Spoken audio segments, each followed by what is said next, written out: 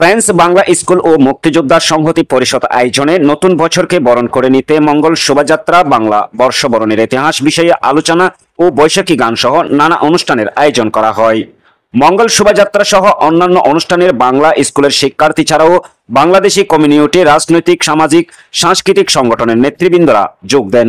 স্কুলের কোমলমতি শিক্ষার্থীদের সমবেত কণ্ঠে এসো হে বৈশাখ গান দিয়ে শুরু হয় সাংস্কৃতিক অনুষ্ঠান। সাংস্কৃতিক অনুষ্ঠানে বৈশাখ ও দেশের গান পরিবেশনের পাশাপাশি নৃত্যে অংশগ্রহণ করে দেশটিতে বেড়ে ওঠা নতুন প্রজন্মের শিল্পীরা। এতে বিভিন্ন দেশীয় খেলাধুলাও আয়োজন করা হয়।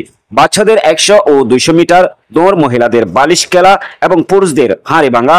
বাংলা নববর্ষের অনুষ্ঠানে অবিচ্ছেদ্য অংশ পান্তা ইলিশও ছিল ফ্রান্সের বৈশাখী উৎসব অনুষ্ঠানে। বৈশাখ উৎসব অনুষ্ঠানে সভাপতিত্ব করেন মুক্তিযোদ্ধা সংহতি পরিষদের সভাপতি বীর মুক্তিযোদ্ধা মোহাম্মদ জামিরুল ইসলাম মিয়া এবং ভারপ্রাপ্ত সাধারণ সম্পাদক সাইফুল ইসলাম রনি ও স্কুলের শিক্ষক সোমা দাসের যৌথ পরিচালনায় অনুষ্ঠানে প্রথম পর্বে আলোচনা সভা অনুষ্ঠিত হয়।